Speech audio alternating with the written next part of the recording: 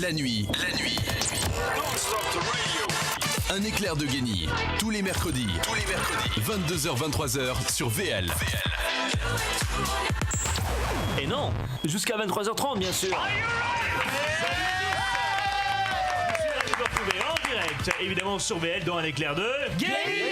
Évidemment, plus que jamais pendant 1h30, c'est toute l'actualité du show business, du spectacle, de la musique, parce que on a des invités liés à ce domaine de prédilection. Alors, ce soir, on n'a pas un invité, mais deux invités avec deux personnalités qui viennent tous les deux de la Côte d'Azur. Et ils ne se connaissaient pas avant, mais maintenant, ils ont un lien.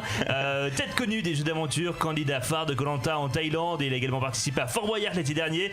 Pascal est avec nous. Pascal Salviani, exactement. C'est ça. Ça va bien, Pascal? Ça va très bien. C'est très bien de te retrouver. C'est vrai, parce qu'on a partagé une très belle aventure sur Fort Boyard l'année dernière. T'as été très très bon d'ailleurs. Et ben toi aussi, tu t'es bien débrouillé. En dépit d'enfermement dans la prison. Il était un peu peureux, Maxime Guény, ou pas du tout? Non, pas du tout. Ça a été le meilleur d'entre nous. Il était courageux, il pas paraît parce qu'il qu'il était m'a évité, quoique il m'a dit. Mais c'est toi qui as le plus de physique quand même en matière d'endurance. Notre deuxième invité n'a pas participé à Koh-Lanta, mais il est parti en Thaïlande en 2018 dans le cadre d'une tournée internationale. C'est une des révélations de l'électro-française de ces dernières années. Damien Hendrix. Yes. Ouais, Damien. Ça va, Damien? Et toi, super? Très bien. Ouais. On va revenir également dans quelques minutes sur ton actualité, parce que là tu repars où là? Demain je pars en Hongrie. Monsieur fait le tour du monde en Hongrie. Voilà. Et voilà, du parcours avec tous tes titres, parce que tu as aussi de grands projets à nous raconter. Alors au programme ce soir, un nouveau blind test, tout frais payé et livré ici, des infos et des intox à partager avec un auditeur en ligne. Pascal et Damien, vous allez nous dévoiler tout dans l'interview vérité, sans oublier la question qui divise. Ce sera à la fin de ce programme, les jeux d'aventure, une réelle aventure ou tremplin pour être célèbre. On aura également deux candidats de Pékin Express de l'année dernière, Florian et Gabriel. On s'est vu, on s'est croisés juste avant. Je lui ai dit allez, venez les gars, on va débattre avec Pascal de tout ce qui se passe. Ouais, je croise les gens. Et tu croises tous ces gens. Moi j'ai croisé Passepartout il y a 2 Mais qu'est-ce que il va pas tarder d'arriver Passe-Muraille. Et pour m'accompagner ce soir, voici le conseil de la tribu VL. Elle fait son grand retour après plusieurs mois d'absence et surtout d'entraînement pour le championnat du monde des poteaux. Elle vient de terminer l'épreuve. Tiffany est de retour ce soir. Bonsoir Maxime, ça va, bonsoir tout le monde. Ah mais ça va très bien, je suis très heureuse de vous retrouver. Et ben vraiment, nous aussi, ça fait très longtemps. Très bien, on te retrouve également quasiment tous les jours sur Non-Stop People. Voilà, dans l'émission Le Débrief en direct à 17h15. T'as une super expérience de radio, t'as bossé sur Énergie pendant des années. 6 ans, ouais, c'est ça. Voilà. En tout cas, merci d'être avec nous. Merci à toi. Je sais que t'as beaucoup bossé, notamment le dossier Game of Thrones. Oh là là, tu mets la pression, attention. J'ai au moins 8 pages là. Non mais c'est du fake, derrière c'est les numéros de téléphone. Tel un Jimi Hendrix, il ferait grincer les cordes de guitare avec ses dents pour séduire les plus belles fans. Andreas Castré dans cette émission. Merci.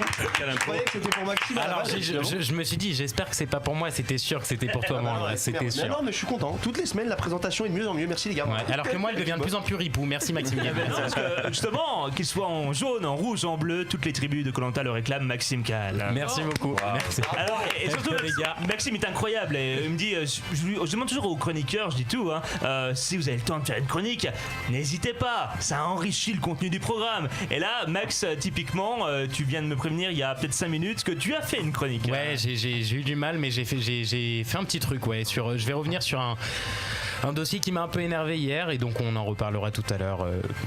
C'est notamment quant à Notre-Dame de Paris et Emmanuel Macron. Donc on en reparle tout à l'heure. C'est pas une photo ou un truc comme ça? Non, c'est un discours ou un truc comme ça. Mais ça n'a pas fait beaucoup d'audience, donc ça va, on en reparle tout à l'heure. Ok, d'accord. Et comme chaque mercredi, retrouvez-nous en direct sur le hashtag Un éclair de génie. On attend vos commentaires, mais sans plus tarder, nos invités sont là. C'est parti! Alors, on commence avec Damien Hendrix. Pour ceux qui ne connaissent pas, tu es DJ français. C'est ça. Originaire de la belle ville de Marseille. Pourquoi ce nom Hendrix? D'où ça vient tout d'abord, pour ceux qui ne te connaissent pas? Bah alors en fait c'est tout simple, c'est un pote à moi qui faisait un graphe, qui avait repris Hendrix justement Jimmy, et il avait écrit Hendrix comme mon orthographe N-DRIX, et du coup j'ai dit bah vas-y je vais mettre mon prénom en premier, comme faisait Bob Sinclair, David Guetta à l'époque, et j'ai dit allez on fait Damien un vrai Hendrix. nom de scène. Voilà, et ça a marché. Ton style musical s'approprie l'électro et la trap music. Alors c'est du rap contemporain, c'est ça? Ouais, voilà, on va dire c'est du rap sans parole. D'accord. un beat simple, voilà, un peu plus puissant et voilà. C'est quoi ton projet artistique, en tout cas tes influences en la matière? Moi j'adore, on va dire Calvin Harris, DJ Snake, etc. Et du coup, voilà, je fais de la musique club pour enflammer les dance floors, on va dire. Et on t'attribue quand même de nombreux succès comme Flubber, Yes. Turning Up ou encore Let It Ring. Je crois qu'on a un extrait. Je crois qu'ils sont endormis. Je peux vous le chanter. Alors c'est pas le portable. C'est une interférence de téléphone. Ouais. Ah, c'est une vraie interférence? C'est ça. Enregistré et puis voilà, on a mis ça sur un beat et ça a donné ça et c'est plutôt drôle. Et ça roule bien, hein. Et alors j'ai lu que les DJ du monde entier jouaient ce titre dans tous leurs sets. C'est ça. Le morceau collecte plus de 5 millions de streams à ce jour. Yes. C'est super. C'est vraiment ouf. C'est énorme. Ouais. Mais on a essayé de faire ça, nous, Andreas et moi, parce qu'on se met un peu dans la musique. On a essayé de faire ça avec un fax, tu vois, le son du fax, Ouais, c'est bien pas sûr, mal. je vois. On est bon, je pense qu'on peut monter un. Non, c'est Ripou, mec, personne l'a écouté. Non, c'est. Mais moi, je pensais qu'il fonctionnait. Mais... Moi j'essaie avec le Minitel, c'est ma génération. Avec 3615 code Pascal. Et tes titres sont en anglais. Pourquoi? C'est une stratégie d'exportation? Oui, parce que pour que ce soit joué à l'international, pas qu'en France. Et ça marche bien, hein, on le rappelle, hein, tu as plus de 800 000 auditeurs mensuels sur Spotify. Yes. Ouais. C'est bien. C'est bien, là, c'est ouf. Très très bien. Vraiment, Avec le petit stade de Bon, c'est France. pas encore l'audience à 5 800 000 de Koh-Lanta, mais pas 800 000 en musique, s'approcher, aujourd'hui, il faut le faire. Et mais musique attention. club, musique club, c'est pas. 5 800 000, on est 20. Lui, il est tout seul. Ah oui, c'est vrai, tout seul. Merci. À soulever les foules, étant donné que tes morceaux n'ont globalement pas de paroles, comment tu Ça. fais pour donner un titre à tes musiques? Au feeling. J'ai pas vraiment de recette C'est spéciale. comme ça, ouais. On cherche, parfois c'est juste ce que dit le mec avant de le drop et voilà. Ah bah oui, comme ça. Voilà. Putain, c'est ouf. Moi, je pensais qu'en fait, quand il y avait un titre, on se consultait, les gars, bon, qu'est-ce qu'on fait et tout. En fait, le mec a mangé des pâtes à la carbo, il a fait son titre carbo. C'est un peu ça, ouais. C'est ouf. Demain, c'est le Guéni. Ouais, c'est ça, oui. Alors, on mange à toutes les sauces aussi. Alors, étant donné. Ça, c'est franchement, ça mérite vraiment. C'est pas mal, bravo. Bon, quels sont tes projets à venir, Damien? Un album, des tournées, des collaborations artistiques en Des vue? collaborations, ouais, ben là je suis en train de bosser avec Feder, on va faire un truc un peu plus mainstream, on va mélanger un petit peu les genres et il y a plein d'artistes, les tournées ben, ça continue, je vais avoir une tournée en Asie début juin, je vais avoir, enfin je vais jouer à Marseille pour le Summer Festival. Ça, je joue à Mais là, domicile, en fait, c'est cool. plus compliqué de jouer à Marseille que directement en Asie. Non mais Marseille, comme c'est à domicile et c'est spécial pour moi et du coup je suis très content de le faire. J'avais une question, avec qui tu rêverais de collaborer? Parce que tu dis que tu vas collaborer avec Feder. Est-ce que tu as un rêve Ouais. J'en ai un, c'est Calvin Harris. Calvin Harris? Pour moi c'est le meilleur et Niveau international, niveau français? Il nous peut-être écoute, Français, on envoie le DJ message, Calvin. DJ Snake était à Coachella. Yes, d'ailleurs, il était à c'est Coachella. ce Ouais, week-end. parce que je vois que tu as sorti un morceau sur le label de Martin Garrix et de Spinning aussi, ainsi que des remixes officiels pour Dada Life, Feder, encore Lost Frequencies. ça. Que des noms qu'on connaît, hein, finalement. Qui ont fait des tubes surtout. Ouais, c'est ça. En tout cas, beaucoup, merci beaucoup, parce que merci à toi. Damien, toi. Et on remercie Thierry qui est parmi nous. Jean-Michel. Et Pascal Salviani, de ton nom de famille. Alors on te connaît en premier lieu grâce à tes 2 participations à Koh-Lanta Thaïlande en 2016, le combat des héros c'est en 2018. Qu'est-ce que t'as apporté profondément cette double expérience à l'autre bout du monde? Surtout la première. La première expérience est la plus belle. Ouais. La première, elle te transperce, elle te chavire, elle te change ta vie. Elle te retrouves donne à un gastro 48 aussi, des ans. fois. C'est pas faux, elle me l'a donné. Elle me l'a donné. Et c'est une grosse remise sur soi-même, une grosse analyse de soi-même. Tu es sur une île déserte abandonnée, tu es au bout du tout. T'as Et le temps de ta penser de famille, toi. toute ton histoire revient de tout enfant et tu refais tout ton bilan. Comment j'étais avec mes enfants, comment je suis avec mon père, qu'est-ce que j'ai dit, qu'est-ce que j'aurais dû dire. Ça va très très loin. Très très loin. La première va très très loin. La deuxième, c'est une compétition sportive, on va dire entre guillemets. Tu joues plus pareil. La première, tu la découvres. Chaque jour est nouveau. Je pense que le plus compliqué quand même, c'est de revenir chez soi après près de 40 jours à l'autre bout du monde. Alors, c'est la réadaptation. Ce genre, tu essaies de te faire un feu dans ton salon, t'es égaré. c'est totalement ça, parce que quand t'es là-bas, tu n'as qu'une chose envie, c'est de revenir. Et quand je suis revenu, en fait, mon cerveau était resté là-bas. Ah oui. Ouais, complètement. T'avais qu'une envie, c'est de retourner là-bas. Et je suis retourné là-bas, retourné sur les lieux du crime. Parce que c'est plus qu'un crime. Parce que si on te proposait de faire une 3e fois, tu le ferais, j'imagine. Alors, honnêtement, c'est un sujet délicat. C'est que déjà, je pense qu'on me le reproposera voudra pas. Donc déjà, Oui, parce que c'est assez oui, compliqué. on peut expliquer pourquoi. Il y a une charte maintenant. Alexia Laroche-Joubert, la productrice du programme, a dit tous ceux qui font l'expérience de la série-réalité, comme ce que tu es dans Les Anges actuellement, Voilà, ne peuvent repartiront plus pas. Repartir. Ben, peut-être que j'ai fait aussi la télé-réalité Les Anges pour ne plus repartir. Ah oui, c'est pour t'obliger à dire. Ben, quelque non. part, la drogue, elle est, tu l'es. On t'a envoyé de l'intraveineuse du Koh-Lanta, tu dis je veux plus, mais si ça revient, tu vas gamberger. Là, au moins, je me suis dit je vais aux Anges, c'est fini, je peux plus repartir. Ils peuvent plus. Ou alors ils sont pas bien, c'est pas correct. Ouais, mais ils rappelleront. tu restes quelqu'un d'assez iconique et reconnaissable et identifiable à la télévision, c'est important. Mais la deuxième aventure m'a été un peu plus trop compliquée. L'aventure là-bas était bien, mais l'après-aventure a été compliquée. Donc aujourd'hui, j'ai plus trop envie, franchement. Et puis il faut laisser la place aux autres, sinon je vais retourner. Tu gagnes toujours les poteaux, les mecs ils ont les boules. C'est sûr. Comment tu réagis face aux personnes, face à la presse qui t'a dit pourquoi tu fais de la télé-réalité? Comment est-ce que tu je réagis pas mal, mais moi je réagis en fait tout simplement, c'est que moi j'ai un disque dur, je veux le remplir. Dire je vais pas aller aux Anges parce que mon image, ça veut rien dire mon image. Vous savez, Koh-Lanta, c'est ce que je dis souvent, c'est qu'à Koh-Lanta, c'est un compressé de société. Dans Koh-Lanta, il y avait des joueurs avec beaucoup de défauts, comme dans Les Anges. Donc c'est pas parce qu'on fait Koh-Lanta que ça y est, on est des super-héros. Beaucoup sont dans cet état d'esprit. On a fait Koh-Lanta, nous, attention. Je suis un monstre. Moi j'ai fait Koh-Lanta. Mais c'est des conneries, on a vécu une aventure, ouais, mais moi aller dans Les Anges, je me suis régalé. C'est normal, dans Les Anges, les meufs prennent des douches. Déjà ça donne envie d'y aller, tu vois. Déjà, c'est bien. Mais dans Koh-Lanta, je veux pas rentrer dans ce sujet-là, mais je suis tombé sur des mecs bien cramés, quoi. Je veux dire, il y a des histoires particulières à Koh-Lanta. Voilà, t'as des mecs qui couchent avec plusieurs gonzesses après dans la vie. Me fais pas rentrer sur ce sujet-là. Ça balance. Mais quand tu parles de gonzesses, ce sont pas d'anciennes candidates. Non, mais t'as des mecs qui sont à Koh-Lanta, qui sont en couple et qui sont en couple, mais qui continuent à aller à droite à gauche. Ah non, je te le donne, tu veux que je te le donne? Vas-y, vas-y. Jérémy, voilà, il est en couple, mais il tourne à droite à gauche. T'as des trucs comme ça. Là, Maxime, il est pas content.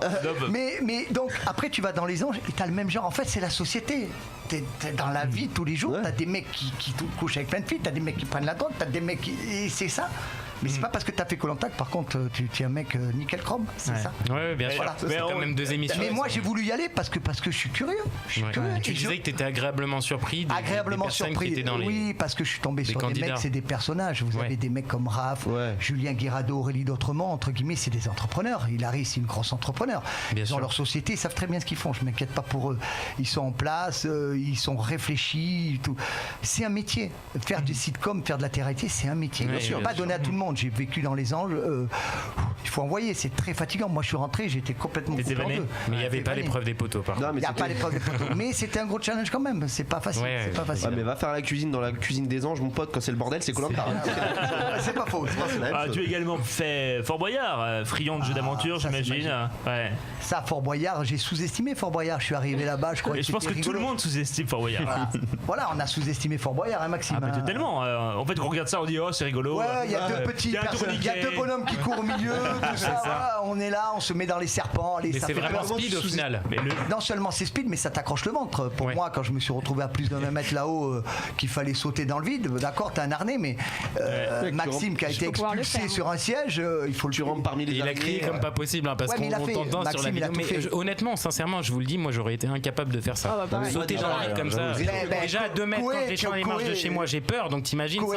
Koé a eu peur. Quand je vois les gens courir dans les escaliers, rien qu'en les regardant, j'ai un point de côté. Donc... non, c'est une belle expérience. Ça t'aurait pu de participer à d'autres formats du type Pékin Express. On rappelle, on aura 2 prochains candidats qui arrivent. Alors, je te cache pas que j'ai contacté la directrice de casting, c'est la même de Koh-Lanta, et j'ai dit Isabelle, il n'y a pas moyen de faire Pékin Express. Et elle m'a dit ça serait top, mais non. Non. L'aventure Robinson, Wide, l'année dernière aussi. Mais de toute façon, quand t'as goûté à l'aventure, t'as toujours envie. Tu veux toujours te lancer. C'est ça. Mais après, je rebondis là-dessus. Tu peux vivre des aventures sans avoir le côté caméra. J'ai fait des stages de survie. Tu vis les mêmes sensations. Voilà. Ça te tente, toi, Damien, ce genre de choses Comme je disais tout à l'heure en off, c'est la seule émission que je regarde de télé-réalité entre guillemets, et c'est vraiment le truc que j'aurais fait si j'étais pas en tant que DJ. Ah ouais, après rien n'est interdit. dit, hein, la porte est fermée. Damien est parti en Thaïlande aussi, faut pas l'oublier. J'ai eu une aventure aussi là-bas. Non, mais ça, c'est dans le privé. N'en parlons pas ici. Tiffany. Alors j'ai plus le nom de l'émission sur M6 où pareil c'est plutôt des candidats qui sont connus. Non, les personnages qui sont. Voilà, est-ce que ça tu pourrais le faire parce que là c'est vraiment quand même un peu pire que Koh-Lanta dans le sens attention, il y a pas, je mets pas juste niveau. On gagne rien. Mais voilà, on gagne rien, il y a vraiment rien à manger. Alors déjà notre première aventure, rares sont ceux qui partent à Koh-Lanta pour dire il y a 100 000 à gagner, on s'en fout. C'est vivre l'aventure. Après Iceland, c'est d'une certaine façon on dit c'est plus dur que Koh-Lanta, mais honnêtement. C'est pour ça que j'essaie de modérer. C'est pas vrai parce que déjà Koh-Lanta il y a 40 jours, Iceland il y en a 28. Plus, et le seul souci à Iceland c'est on reste assis tranquille et on se dit bon voilà il faut qu'on trouve à manger. Mais à Koh-Lanta on a le problème qu'il faut trouver à manger. Il faut garder de la force pour les épreuves. Il faut pas être éliminé, il y a le stress, il y a les épreuves et le stress de l'élimination elle est terrible. Elle est terrible. Là on se dit on verrouille 28 jours, ok c'est dur, voilà. Mais on les voit à Islande, ils ont des kawé, ils ont des abris. On dirait que c'est un truc de ouf. Ils ont des brosses à dents. Voilà, ils sont arrivés une année les filles allumer du feu avec des briquets, des toilettes hygiéniques, avec des serviettes hygiéniques. Nous non. Voilà. Donc mais comme Iceland c'est ciblé, la caméra elle est sur. Ils n'ont pas à manger, ils n'ont pas à boire, c'est vachement dur. Et nous, on nous voit manger, mais quand on mange, ma première aventure, les 10 premiers jours, j'ai rien mangé. Quand je dis j'ai rien. Rien du tout. D'accord ? Rien. Donc c'est long. Si, 14 fourmis, je les avais comptées, c'est vrai. et quand tu manges, on nous voit manger, on mangeait, c'était rationné pour nous parce qu'il fallait tenir la distance, c'est une cuillère à soupe de riz. Donc mettez-vous à dire aujourd'hui, je mange une cuillère à soupe. Et on vous dit, ouais, mais eux, ils mangent. Non, on mange pas. Ouais. On mange pas. Ça, c'était bien après ton aventure de promoteur immobilier. Tu l'es toujours ? Oui. Complètement. Parce que souvent on me dit maintenant tu fais quoi dans la vie ? Je suis promoteur immobilier, mais je continue à être promoteur immobilier. C'est parce que beaucoup de personnes, quand ils te voient derrière l'écran, ils disent waouh, il doit gagner tellement d'argent, il fait plus rien. Non. D'ailleurs, sur Koh-Lanta, il a fait construire un hôtel depuis. Voilà, donc tu continues ton activité. C'est mon activité. C'est ton activité. C'est mon activité. Très bien. Écoutez, on va revenir sur vos actualités tout au long de cette émission. Vous êtes déjà très nombreux à réagir. Merci de votre fidélité. Et on passe tout de suite au box-office de l'actu. Et il s'en est passé des choses. Lundi soir, par exemple, le monde entier a eu des yeux rivés, impuissants vers Notre-Dame de Paris, en feu. J'imagine que ça vous a tous choqués. Obligatoirement. Évidemment. C'est très triste. Et pour ceux qui habitent la capitale, il y en a qui sont déplacés dans tout ça. Moi, j'y suis allé. C'est ça le pire, mec, c'est qu'on est tous, quasiment tous ceux qui habitent dans le coin, on est tous allés voir alors qu'on savait qu'on pouvait rien faire, mais on a voulu regarder quand même. C'est mais c'est un instant de communion quand même. Ouais, c'est ça, c'est un instant de communion dans la rue. Il faisait froid et les gens, tout le monde se taisait en fait. Tout le monde regardait. T'en as qui pleuraient, t'en as qui criaient, même qui priaient. Qui était impuissant face à ça.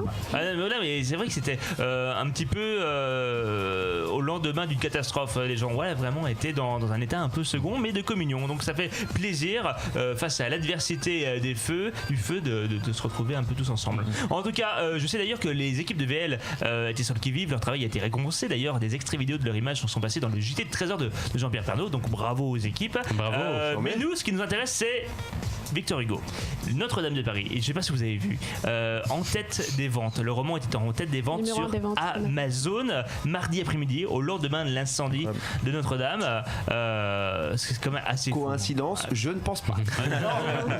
Et dans le top 10 des meilleures ventes figurait également une deuxième édition de ce livre, comme quoi la catastrophe a eu des résultats, des conséquences étonnantes sur tout ça. Hein. Les Garou a vendu des disques et tout de Notre-Dame de Paris et tout ça. C'est sûr. Moi j'ai eu Belle en tête pendant 2 jours là. Belle, je crois, fait partie du numéro 1 d'achat de titres de Notre-Dame de Paris. Si j'avais une voiture, je mettrais ça à fond dedans. D'ailleurs, il y a une pétition pour qu'il se reforme, le cast original. Luc Plamondon apparemment serait pour reformer la troupe et repartir en tournée comme ça avec la troupe de l'époque de Hélène Ségara, Garou, Patrick Fiori et reverserait bien évidemment. Tu te demandes s'ils n'ont pas laissé traîner un charbon à chicha là-haut par hasard. Ils n'ont pas fait exprès. Ce qui est drôle, je ne sais pas si vous avez entendu cette anecdote, mais quand Barack Obama et sa femme et ses enfants sont partis à Paris et visiter la cathédrale de Notre-Dame, il y a les filles de Barack Obama qui ont demandé à l'archevêque où est-ce qu'il travaille, Quasimodo. Son petit F2 là-haut là. C'est mignon, voilà. Donc Notre-Dame de Paris, on va revenir tout à l'heure là-dessus. Tu as fait une petite chronique dédiée, humoristique. Oui, plutôt humoristique. Ouais. Mais d'ailleurs, c'est pas la première fois que ce phénomène-là se passe. Après les attentats du 13 novembre, c'est ce qui s'était passé aussi avec Paris est une fête d'Hemingway. Ça avait aussi le lendemain, les livres s'étaient vendus, mais comme des petits pains. Et je te coupe, mais aussi le dernier album un des anciens albums de NTM, Paris sous les bombes, avait été beaucoup vendu aussi à l'époque. Ouais. Non, mais c'est vrai qu'il y a des liens sur.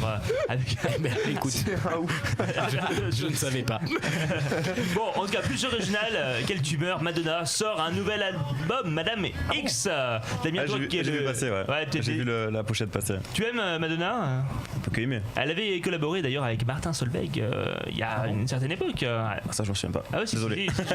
Tu lui avais composé les elle avait composé un truc pour elle, ok, d'accord. Totalement. Okay. Alors lundi, Madonna a partagé sur les réseaux une photo de son nouveau single en feat avec Maluma. Extrait de son album. Je crois qu'on a un extrait. Elle l'a révélé à 18h. Hein.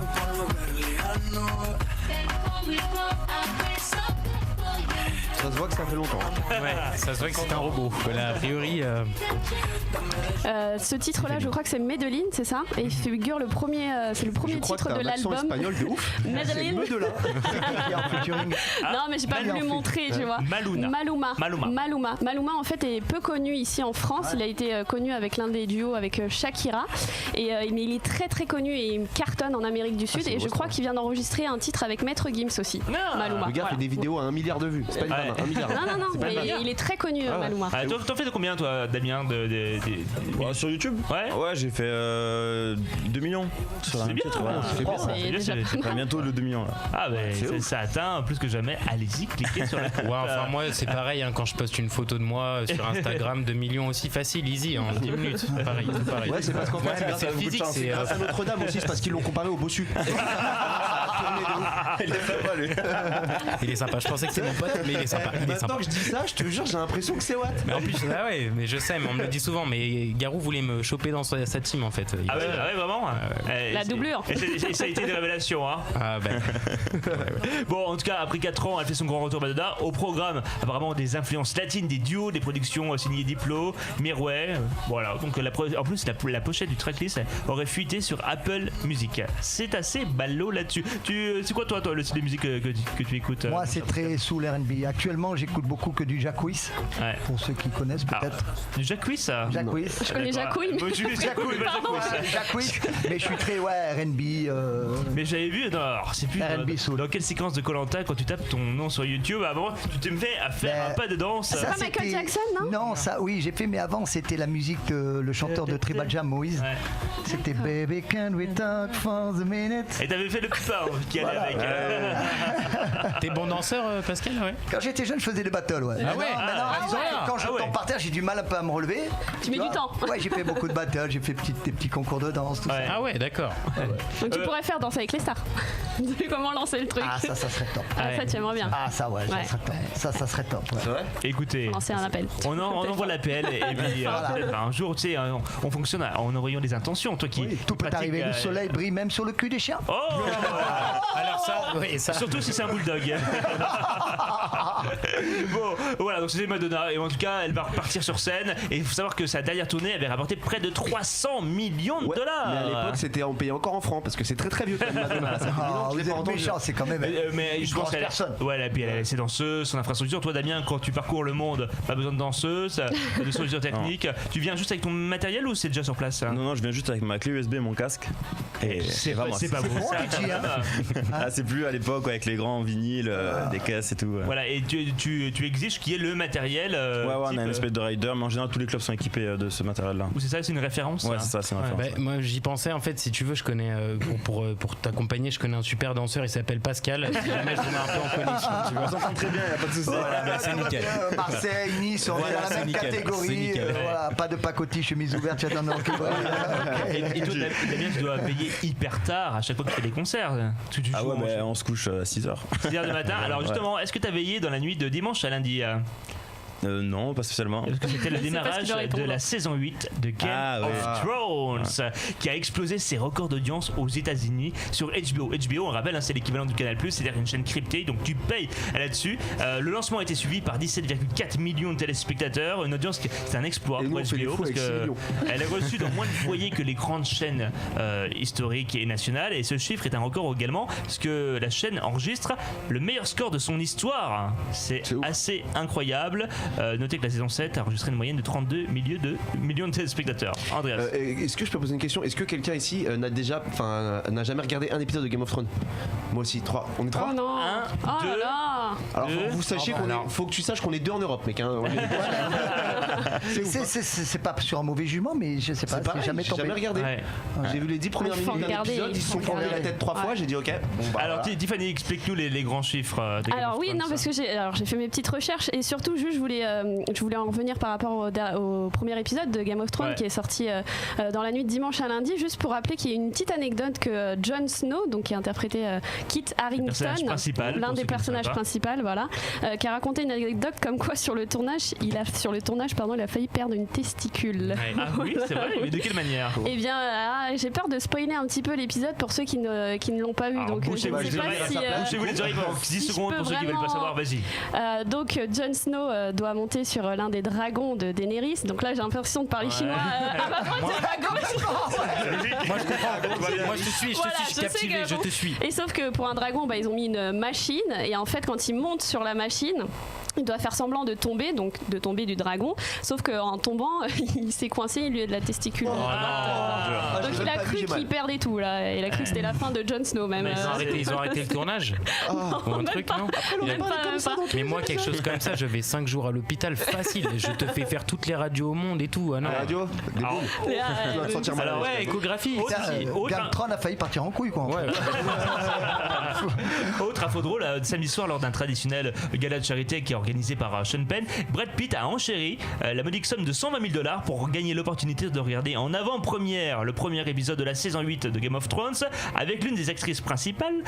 Bon, ça lui est passé sur le nez parce que l'offre est partie à $180 000. Tout le monde est capable de dépenser autant pour non, mais c'est vraiment un événement parce qu'on en a partout. Surtout si genre Le Monde et autres. Si tu le vois avec l'actrice principale, clairement c'est pas pour regarder l'épisode. Donc tu connais au moins, tu vois qui c'est. Je vois il connaît un peu le dos aussi. Il a étudié son photo d'elle sur Insta.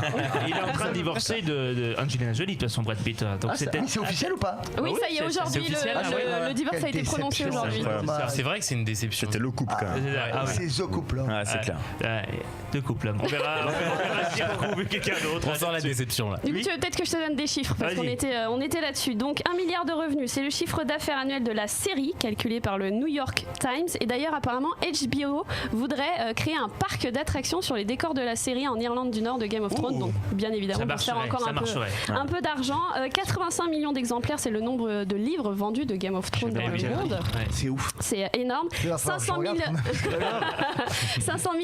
$ de cachet pour les acteurs, c'est énorme. Ça a commencé petit à petit par épisode. Voilà, Kit Harington, et tu parlais tout à l'heure de Daenerys. Alors je ne sais plus, Emilia Clarke, je crois, c'est ça. Qui touche à peu près le même salaire. Donc voilà, des chiffres énormes. Faut vraiment regarder cette série, les garçons. Il y a d'autres séries genre où c'était beaucoup mieux payé. Friends, c'était 1 million par épisode. Desperate Housewives, je crois que c'était 400 000, un truc comme ça. Donc en fait, au final, c'est beaucoup, mais c'est pas un truc de malade. C'est vrai, c'est pas faux. 500 000 $. Mais c'est quand même. Je les prends. Oui, mais pour des humbles personnes comme nous. Mais pour Et ça reste la série la plus chère à produire dans le monde entier. Ils font la balance, c'est cher, donc ils payent moins cher. 80 millions de budget pour la série. Alors 80, d'accord. 90 000. Alors là, on parle de Game of Thrones. Les prix d'un éclair de génie. Alors nous, on a des bugs. On les a eu la semaine dernière, coûte 8 € pièce. Est-ce que je peux partir avec par contre? D'ailleurs, non, faut les laisser, s'il te plaît. Pour vous, oui. Non, mais pour vous, évidemment. Pour nos invités, moi, j'offre tout ce qu'il veut. Attends, mais quel mytho, la dernière fois on lui dit mais si les invités veulent un mug et tout, il nous dit non les gars vous donnez rien. Non, avec les gens avec qui on apprécie et qui le demandent gentiment. Il a peur, il sait que Pascal il balance que des bombes, donc il s'est passé des choses à Fort Boyard, mais ah oui, mais les gentils on dirait non s'il vous plaît, est-ce qu'on peut avoir un peu que sur la torture uniquement avec les migales. Dernière actualité, Star Wars évidemment. Saison 9, je parle en série. Épisode 9, est-ce que tu connais Star Wars? Je connais Star Wars. Tu connais Obi-Wan Kenobi? Évidemment. C'est un pote, je sais pas son numéro. Ça y est, on sait le titre français du 9e épisode de Star Wars. Qui l'a retenu autour de la table? Je t'avoue que je ne suis pas du tout. Autant Game of Thrones, je suis incollable là-dessus, mais alors. Ah ouais, là, j'ai le mauvais regard. Je connais. Voilà, je connais. Mais de l'ascension de Skywalker. L'épisode 9 aura pour mission de conclure sa propre trilogie, mais également la saga s'étalant sur plusieurs décennies. Alors donc je suis le seul à suivre. Là t'es en train de nous dire que ce sera le dernier épisode, il n'y en a pas après. Ils vont faire une petite pause. Oui, c'est ce qu'ils avaient dit aussi il y a 5 ans. C'est ce qu'ils disent toujours. Et après, en plus, parce que ça a provoqué peut-être un essoufflement, selon certains observateurs avisés de la saga. Il y a plus d'épisodes que dans les séries TF1, j'ai oublié le nom, Les Feux d'amour. C'est un truc de ouf. Il y en a combien de Star Wars aujourd'hui qui sont sortis? Il y en a au moins 9. Tu vas aller sur le sujet, on a bossé. Mais c'est vrai. Puis après, il y a eu des épisodes, disons, qui passent en traverse. On traverse. Ok, viens, on passe à la suivante. Des épisodes bis, quoi. Comme de la Jedi, voilà, c'est un truc un peu en parallèle sur lequel. Mais en tout cas, ça ne capte pas mon attention. Star Wars, moi, j'aime pas trop. Donc, bon, de toute façon, j'ai pas de Star Wars, je connais pas. Et vous connaissez au moins le réalisateur? George Lucas. George Lucas, c'était il y a 30 ans. Ok, vas-y, on est tous pourris sur cette question, mec. C'est J.J. Abrams maintenant qui a récupéré J.J. Abrams. Ah, j'ai compris. Moi, j'ai compris DJ Abrams. C'est un concurrent direct. Et c'est J.J. Abrams qui nous interprète un nouveau tube. Avec DJ Khaled. We are the best music. On sait que sur le sujet Star Wars, on est tous pourris. C'est ça, donc j'aviserai pour la prochaine. Par contre, tous les deux, on est bien pourris quand même. Est-ce qu'on peut parler de Starsky Hutch, Murphy, il connaît Dora pas l'exploratrice. D'accord. Dans un instant, on appelle une auditrice au téléphone pour savoir lui faire gagner un magnifique éclair de génie. On reviendra également avec la chronique de Max sur Notre-Dame. Attention, c'est succulent. Et évidemment, toutes les actualités de nos invités, Damien Hendrix et Pascal. À tout de suite dans 2 minutes sur un éclair de génie. Yes. On est de retour. Je suis en direct, évidemment, plus que jamais avec nos invités, Damien Hendrix et Pascal l'aventurier. Tout se passe bien, messieurs? Très bien. Alors, on a une réaction sur Twitter de Hugo Joss. Question pour Pascal. Le plus grand stratège des candidats de Koh-Lanta regarde-t-il la nouvelle saison de Koh-Lanta? Et si oui, quels sont ses candidats préférés? Alors oui, je la regarde évidemment. On est passionné. Je suis encore plus passionné. Je la regarde et j'ai plusieurs candidats préférés. J'ai Béa. J'avais Émilie qui est sortie. Il y a Sophie, celle qui fait du wake. Il y a Brice, j'aime beaucoup. Steve. En fait, j'aime beaucoup Steve et Brice parce que c'est des gens qu'aujourd'hui personne ne fait attention à eux et je pense que ça va faire du bruit. Dans quelques mois, quelques semaines même. Quelques semaines. Parce que la réunification a été annoncée. Dans la semaine prochaine ou 2 semaines. 2 semaines. Ouais. Bon, hâte de voir ça. Toi, tu suis aussi, que tu nous disais, je suis Koh-Lanta, mais pas que. Et tu fais aussi le tour du monde. On va en reparler de un instant. Tu pars là en Asie, c'est ça. Et tu reviens. Tu fais combien de dates par an environ? L'année dernière, j'ai fait 90 shows. 90 shows. C'est énorme. 90 shows, 16 pays, je crois. C'est ça. De mémoire. C'est ouf. C'est énorme. Au final, tu dors en décalé tout le temps. Au niveau... En vrai, c'est. Par exemple, pour les tournées en Asie, on enchaîne très rapidement. Déjà, entre les villes de Chine, c'est très très espacé. C'est toujours 4 heures, 5 heures d'avion. En fait, on fait avion, chauffeur, hôtel, club. En fait, t'es plus souvent à l'étranger qu'en France même. Ouais, plus ou moins. Puis c'est pas évident avec le décalage horaire aussi. Tu vas être déjà en France, je suis déjà décalé donc. Ça revient au même quand tu parles là-bas. Ça fatigue. En fait, le plus fatigant, c'est les transports. Au-delà du métier de DJ, c'est vraiment plus les transports où ça met un coup. Surtout quand il y a des retards, des machins.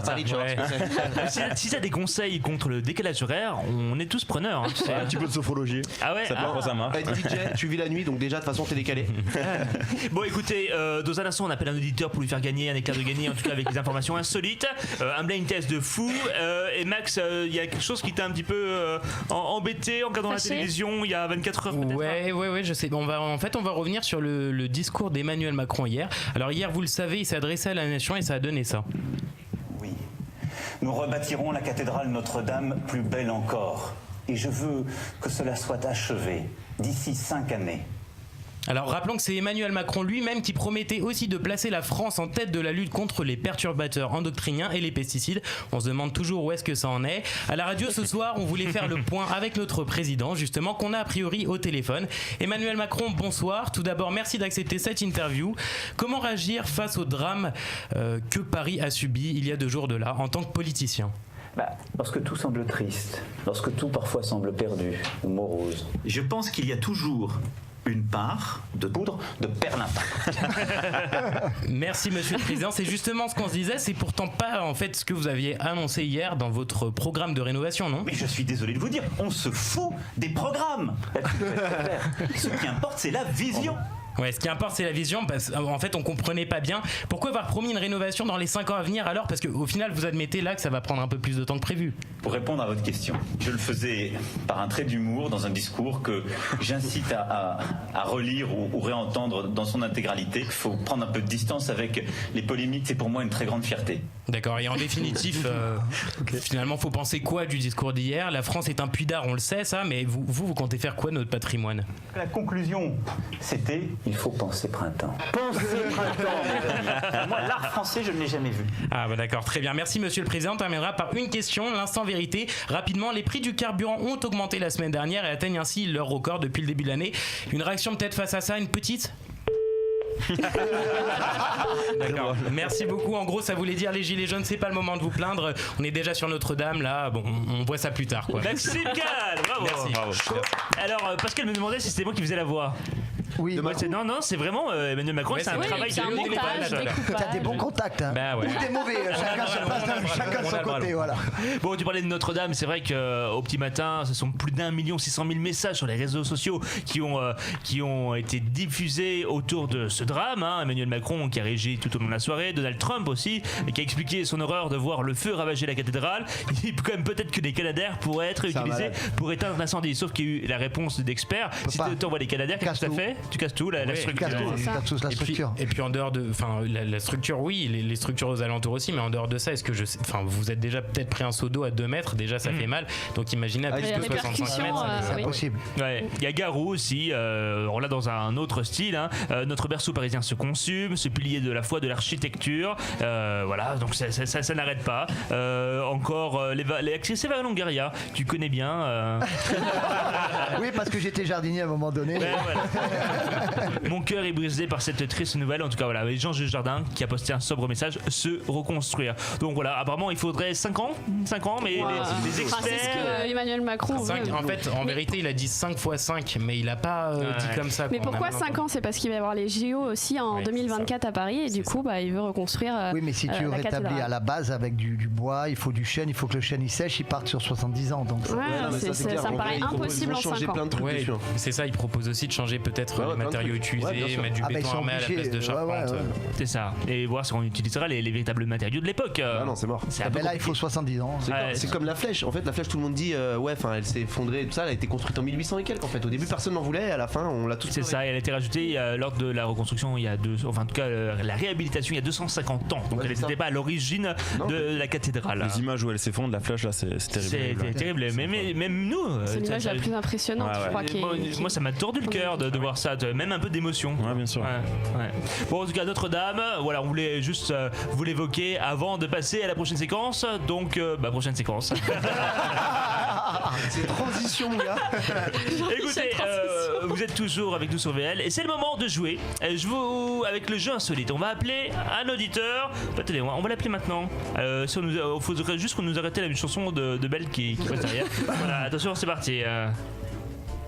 Alors, est-ce qu'on peut mettre aussi ma tablette en route aussi, c'est la bonne chose parce que nous on n'entend rien dans les retours. Bon, c'est pas grave. Bon, je vous rappelle le principe. Je vais vous parler de 4 informations insolites et il suffit de me dire si elles sont vraies ou totalement inventées. On va prendre quelqu'un au téléphone, donc on va l'appeler maintenant. Emmanuel Macron aussi. Allô, j'écoute. Elle n'est pas encore au téléphone. On passe au jeu suivant. Ah oui, elle est au téléphone. Allô, bonjour. Non, c'est moi qui ai imité la voix. Ah, c'est la voix. Allô. Est-ce que t'es encore là? Oh là là. Incroyable. Je suis pas venue ici pour souffrir, ok. Écoute, les amis, on l'appelle dans combien de temps notre amie auditrice Ok, on passe au jeu suivant. C'est en cours. Bah, très bien. Donc voilà, 4 informations. Elle va devoir sélectionner un des chroniqueurs et je crois qu'on a notre auditeur, c'est Pierre. Bonsoir Pierre. Bonsoir. Le mec qui lâche pas sa blague. Bonsoir Pierre. Est-ce que tu nous entends? Alors Pierre, on t'entend de l'autre côté de la vitre, mais pas dans nos Pierre, si tu nous entends, fais-nous un signe en radio. Vas-y, fais quelque chose. Hello Pierre. Est-ce que tu nous entends? Pour moi. Ah, ça y est. Pierre. Salut Pierre, tu vas bien? Et vous? Très bien. Super. Tu as 21 ans, tu habites à Paris, c'est bien ça?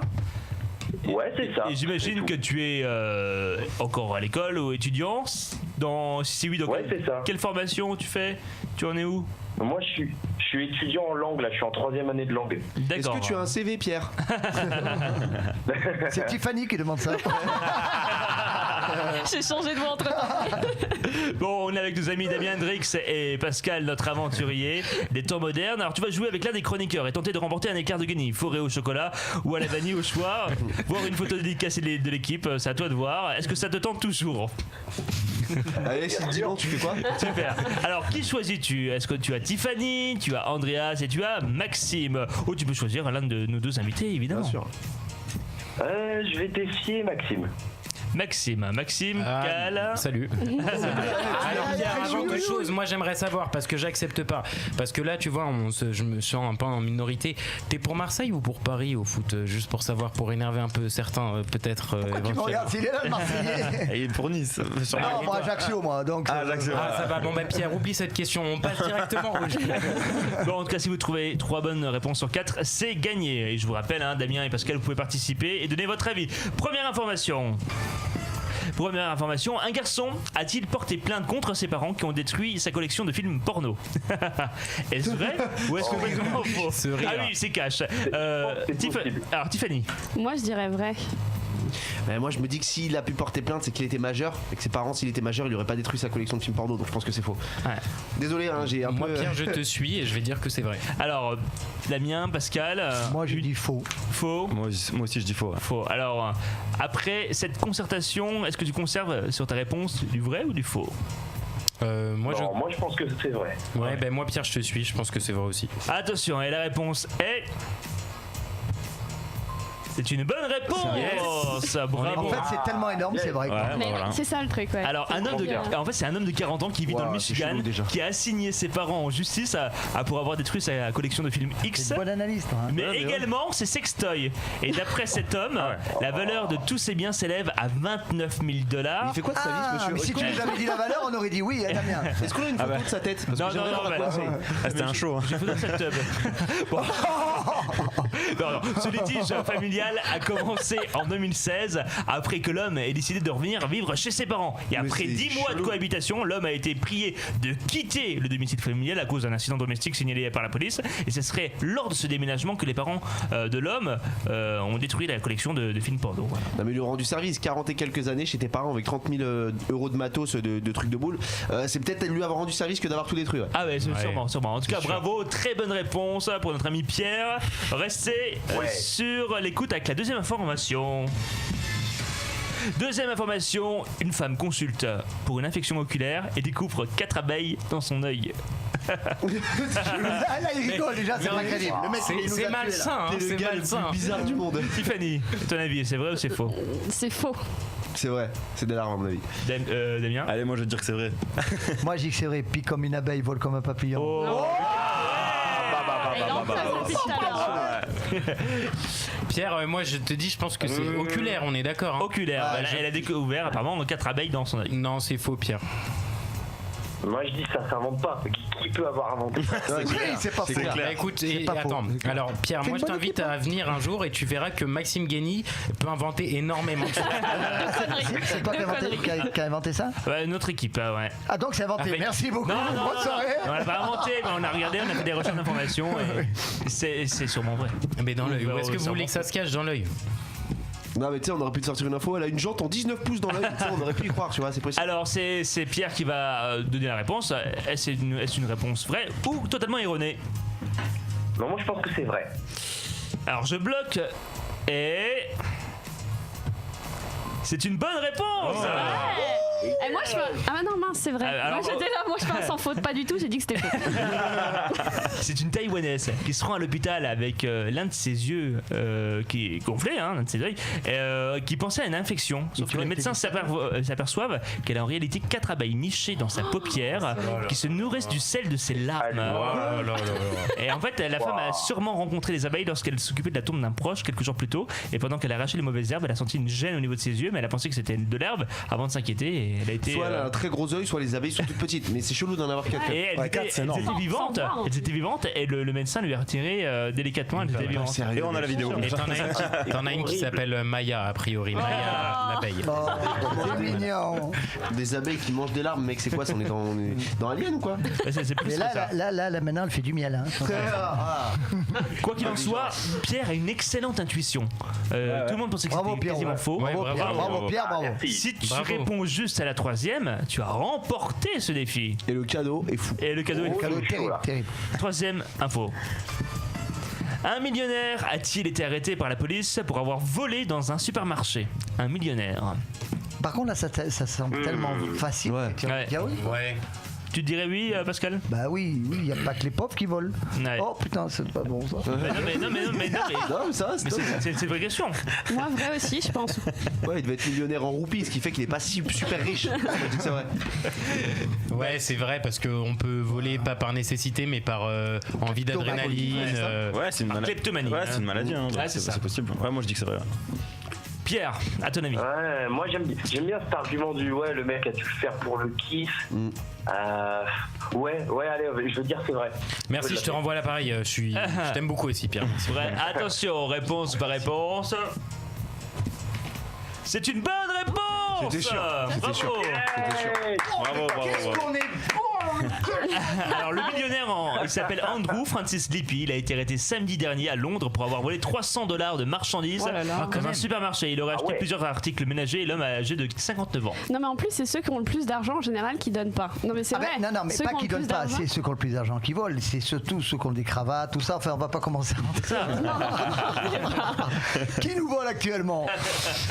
Qui c'était l'interview spéciale là que t'as donnée sur non rien Maxime, rappelle-moi le Manu, non pas Manu, ouais. Manu Macaron, il déchaîné Pascal. Non, faut pas m'inviter en fait. En plus il me dit c'est feel good. Oh putain, vraiment c'est feel good. Le CSA va régler l'affaire là.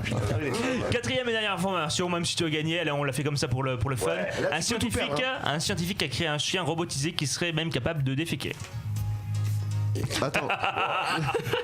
Mais c'est quoi ces infos? Franchement, quand j'étais petit, moi j'avais un bébé, enfin ma soeur, parce que moi j'avais pas de bébé, enfin tu vois le truc. Non mais tu peux. Tu lui filais à boire, il se pissait dessus. Donc Oui, c'est vrai. Ouais. Alors là, mais de toute façon je te suis. Mais ouais, moi je dis que c'est moi. Pierre, t'aurais dit quoi toi? Bah moi j'ai envie de tenter le faux là, j'ai fait 3 vrais. Je pense que... Mais bravo, c'était évidemment totalement inventé. C'est ce que j'ai dit. Bravo Pierre. C'est pareil, c'est ce que j'ai dit aussi, Pierre. Il l'a fait à son pote. Bravo, bah voilà, t'as tout remporté. Donc félicitations. Bravo. Bon éclair au chocolat. Et merci, tu nous rappelles quand tu veux. Évidemment, tu suis un peu l'émission de temps en temps? Pierre. Yes. Ça fait plaisir de pouvoir passer avec vous en plus. Ah bah le plaisir est partagé. Pierre, j'ai une question. Tu m'entends Pierre? Oui, t'entends. Ouais, alors vu que t'habites à Paris et que niveau budget on est un peu chaud, tu pourrais venir récupérer le cadeau, ça nous éviterait de le payer. Ah bah si je peux faire une petite photo avec vous, vas-y je passe. Bah écoute, tu passes quand tu veux, tu passes mercredi prochain, ce sera avec grand plaisir. Eh ben avec plaisir, merci l'équipe en tout cas. Merci à toi. Merci à toi. Écoutez les gars, il est temps de passer à l'interview vérité. Après on devrait laisser notre ami Damien parce que tu enchaînes avec une autre radio je crois. C'est ça. Une radio DJ. Damien, reste un peu mais nous on diffuse aussi beaucoup de remix, entre autres sur Sauvé, tout au long de la journée, sachez-le. L'interview vérité c'est maintenant, elle est en 2 parties, elle commence par Damien. Waouh, l'impression, j'ai la musique, elle rigole pas. Damien, à l'instar de David Guetta, est-ce que tu rêves de devenir un jour le premier DJ au monde dans le classement établi par les presses musicales étrangères? Oui. Ça, c'est vraiment un objectif que tu te donnes? Pas forcément un objectif, mais si j'y arrive, c'est un truc de fou. En attendant, tu as été élu quand même révélation de l'année par les lecteurs de DJ Mag France et classé 59e producteur le plus joué au monde. C'est ça. En 2018. 4e français. Ouais, c'est super. Je pourrais dire que maintenant je te connais. C'est énorme. Damien, as-tu déjà chanté auparavant? Pas du tout. Faux, une vidéo. Genre. Nul au sable noir. Donc tu n'as que composé des morceaux sur des platines, on est d'accord hein. Comment? Tu n'as composé que des morceaux sur des platines? Non, je compose sur mon ordinateur. Sur ton ordinateur et après je les joue sur les platines. Est-ce que ça t'intéresserait de chanter? Non, je pourrais pas. Ils sont le piège. Nous avons un directeur de casting qui va. Non, tout simplement de faire des collaborations avec des chanteurs comme Guetta l'a fait avec Nicki Minaj par exemple. Oui, c'est la deuxième étape de ton. Ouais, c'est ça. On est en train de faire ça justement pour rendre un petit peu ma musique un peu plus mainstream, pour que ça passe un peu plus à la radio. Avec qui t'aimerais collaborer? Comme gros artiste. Comme chanteur. Chanteur ou chanteuse. Ouais, j'aimerais bien reprendre. Guetta l'avait fait avec Kelly Rowland. J'adore la voix de Kelly Rowland et je me dis que ça peut être ouf de refaire ça avec elle. Est-ce que t'as le bras long, Pascal, ou un truc comme ça? Non, mais parce qu'il connaît. Parce que moi je suis ventriloque. Est-ce que dans les anges il y a des chanteuses? Oui, il y a 2 chanteurs. Il y a un chanteur et une chanteuse. Bah voilà, vous allez vous échanger. Non, mais Kelly Rowland, ouais. Parce que lui, il connaît Roland, tout court. C'est pas le délire, mais Roland. Damien, quelles ont été tes plus belles rencontres que tu as faites jusqu'à présent, professionnellement parlant? J'ai rencontré DJ Snake à Vegas et c'est un super mec. Et là où il est aujourd'hui, être homme comme il est, c'est super. Toujours vraiment humble. Ouais, de ouf, vraiment. Et il aide beaucoup et voilà. Ouais. T'as gagné à Las Vegas? Non, j'ai rien dit. Gagner le droit de rejouer. Et aussi, il y a 2 mois de ça, j'étais en camp d'écriture à Amsterdam avec Tiesto. Ça s'appelle un camp d'écriture? Ouais, en fait, il y a plusieurs artistes, on se partage des studios et on fait de la musique. Et Tiesto est venu pendant 2 jours. Et pareil, le mec grave cool, il nous a payé le resto, il nous a dit ouais, ça c'est bien, ça c'est moins bien. Bah, ça reste une légende, donc c'était incroyable aussi. Impressionnant. C'est très bien. Donc, Damien, oui, pardon. Non, donc en fait, les stars se réunissent entre elles, quoi. Ouais. Bon, les gars, on va en camp d'écriture. Ouais, mais c'est top, ils partagent leur savoir. C'est ça. Ils ont aussi besoin de nous pour avoir une nouvelle image, un nouveau son, etc. Et il nous aide énormément. Voilà. Moi, j'ai signé des morceaux sur son label à lui. Il me suit, donc oui, c'est assez large. Je peux signer sur différents labels sans avoir des exclusivités. Mais là, aujourd'hui, je suis en exclusivité avec Spin, mais Spin a beaucoup de labels d'artistes, comme celui de Tiesto qui s'appelle Musical Freedom. Enfin bref. Du coup. Damien, pourquoi tu portes souvent des lunettes de soleil? Je l'ai vu dans tes visuels. Est-ce que c'est une logique marketing, stylistique ou médicale? On va dire c'est du style. Non, je vois très bien, j'ai 10 sur 10 aux 2 yeux. Très bien. Damien, as-tu déjà eu des collaborations artistiques qui t'ont déçu? Non. Des ennemis dans le métier? Non plus. Non, sérieusement, ouais. Ce qui paraît, David Guetta a dit que t'étais un bâtard. Damien, tu as fait plus de 90 shows dans 16 pays l'année passée. Tu comptes battre ce record? Je l'espère. Ouais. Je l'espère, ouais. Mais en vrai, je fais pas attention à ce que je fais. Enfin, je sais que ça se passe, c'est cool, mais je fais pas attention. C'est pas une ascension directe, ça a été vraiment progressif. Ouais, c'était progressif. Et du coup, en fait, j'enchaîne les choses comme elles viennent. Et donc, j'espère, monter encore de plus en plus. Damien Hendrix est avec nous. Merci. Bon, c'était pas trop compliqué, ça va. On a appris à te connaître. Moi, je te connaissais pas plus que ça. Ouais. Je connaissais à travers tes sons, évidemment. Mais voilà, tu es extrêmement sympathique. Merci, tu es une très belle équipe. Merci beaucoup. Qui t'accompagne, en tout cas. Passons à Pascal. Attention, Pascal, tu veux du cash? Je sais pas que je veux, mais je passe jamais à travers. Mais après, tu comprends ce que tu veux. De toute façon, maintenant, je suis plus à ça. Tu sais, on est entre nous. Pascal, ce n'est pas frustrant d'avoir perdu 2 finales de Koh-Lanta? Alors, la première fois, honnêtement, non, parce que c'est pas moi qui l'a mérité, c'est Wendy. Honnêtement, parce qu'il y a ce qu'on voit à la télé, ce qui se passe là-bas, elle m'a sauvé plusieurs fois. Donc, non, la première fois, ça ne l'est pas. La deuxième fois, ça l'est dans la mesure où j'ai joué d'une façon que j'ai la prétention de dire que c'était moi le meilleur. Ça va pas faire sympathique, mais j'ai été le meilleur. Et surtout quand tu sors du jeu, que tu as des joueurs que tu as éliminés qui te disent oh, Pascal, tu as joué mais merveilleusement bien. Ouais. Tu as été le meilleur, tu es le seul qui a compris comment jouer à Koh-Lanta. Je les ai regardés, j'ai dit les gars, pourquoi ils n'avaient pas voté pour moi? Ah non, tu m'as éliminé, mec. Ah bah oui. J'ai dit, mais je sais pas, vous n'êtes pas compétiteur alors. Alors c'est frustrant, ouais, c'est frustrant quand tu joues. Là, je suis allé pour avoir le titre et avoir les poteaux et le titre. Mais après, c'est comme ça. Après, par contre, quand l'histoire elle est terminée, tu vas pas refaire. Et après avoir fait l'analyse, tu as peut-être fait un faux pas dans ta stratégie. Tu as peut-être pas dû éliminer certains. Non, le faux pas, honnêtement, le faux pas, je l'ai peut-être eu sur le conseil quand j'ai cru que Clémentine, parce que dans le conseil, il y a ce qu'il y a à la télé, il y a ce qui se passe là-bas. Le conseil dure 2 heures. Et je voulais faire la tchatche à Clémentine. Et Clémentine a tellement démonté Clémence au conseil en disant qu'elle n'est pas la championne qu'elle est, qu'elle a été très décevante et tout. J'ai dit bon, Clémentine, c'est bon, elle vote pour moi. Et en fait, Clémentine n'a pas voté pour moi. Le lendemain, elle m'a dit putain, j'ai fait une connerie. Ouais, j'ai fait une connerie. Mais bon, c'est comme ça, on va pas refaire l'histoire. Mais côté stratégie, je pouvais pas faire mieux parce que quand j'arrive au conseil, tout le monde voulait voter contre moi et j'ai récupéré quand même, je perds que d'une voix. Donc je m'en sors pas trop mal. Et une question, lors du dépouillement, finalement, il y a beaucoup d'espace entre le dernier épisode et le reveal sur le plateau. Vous vous appelez et tu sais à peu près. À la sortie du jeu, je pensais que j'avais perdu d'une voix parce qu'à la sortie du conseil, on a parlé et j'ai vu que je perdais d'une voix. Et le lendemain, il y a le jeune blond Dylan qui me dit Pascal, j'ai voté pour toi, donc je croyais que j'avais gagné. Et beaucoup de personnes le savent. Pendant 8 mois, j'ai cru que j'avais gagné. Je me suis acheté une féfé. Moi, j'ai dû la rendre. Hein, mais... Voilà, donc du coup, j'ai commandé la Porsche et puis du coup, je l'ai gardée parce que j'avais de l'oseille. De toute façon, et donc voilà, c'est pas de la défaite qui a été mauvaise, c'est de croire que pendant 8 mois tu gagnes. Et voilà. Mais je crois que tu connais un peu l'histoire, donc voilà. Mais la seule frustration, c'est ça. Voilà. Après la fête, la défaite. C'est ouf, hein. Pendant 8 mois, tu dois. En tout cas, je pense que chaque échec est une réussite mal interprétée. Je pense que tu en es ressenti beaucoup plus fort aujourd'hui de tout ça. Oui, complètement. Alors, ça a mis la pastille, elle a mis longtemps à passer. Et évidemment, c'est normal. Elle est pas, voilà, la pastille, pas de la défaite, mais de faire croire que tu gagnes, qui a mis longtemps. C'est une sorte de trahison, voilà. Ouais, mais bon, on va pas en parler pendant 20 ans. On s'en va l'œuf maintenant. En tout cas, par contre, c'est que gagner les poteaux. Ça, pour ceux qui savent ce que c'est, qui ont fait l'aventure. J'ai tenu 6 heures sur un poteau. J'ai vu, bravo. Et puis surtout, t'as battu Gilles Verdez, donc je suis content. Mais quoi qu'il en soit, ça c'est le Graal. Aujourd'hui, c'est pas parce que j'ai pas le titre, mais aujourd'hui, on te dit, tu retournes, tu gagnes les poteaux. Le titre, c'est le poteau. Les poteaux, quand tu gagnes les poteaux, c'est le Graal. Pascal, est-ce que ton franc-parler a été finalement une faiblesse ou pas? Non, pas du tout dans l'aventure. Non, pas du tout. Et puis au moins, j'ai pas cette frustration de dire, j'aurais dû dire à lui, c'est un gros con. Je leur ai dit que c'était. Voilà, donc bien sûr, tu l'as dit directement. C'est ce qui fait qu'aujourd'hui, on te connaît, quoi, surtout, et on parle de toi. Après, voilà, t'aimes ou t'aimes pas, on va pas refaire l'histoire. Hein.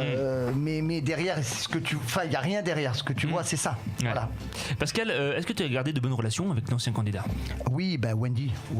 D'ailleurs, je la vois ce week-end à Bruxelles. Wendy, oui, mais Wendy, c'est. Quels sont ceux avec qui tu restes en contact? Donc il y a Wendy, Nathalie. Beaucoup Nathalie, c'est rigolo parce qu'on s'est beaucoup clashé, mais c'est quelqu'un que j'aime beaucoup et puis qui a subi un peu des mauvais jugements et on s'est un peu retrouvés. Bref, Nathalie. Roman, ma première saison. Et. Dylan, non? Non, mais j'aimerais bien le rencontrer, mais c'est bizarre quand il vient sur la Côte d'Azur, il snap pas, il fait pas de je sais pas où il est. Et quels sont ceux qui t'ont le plus agacé pendant cette expérience? Agacé, alors. C'est gentil, agacé. Agacé, c'est ceux qui jouent pas devant caméra. Devant caméra, jouent une image et derrière caméra, on joue une autre et te font passer pour un gros salopard. Ça restera pour moi le plus salopard de toutes les aventures confondues. Ça sera Yacine, ouais.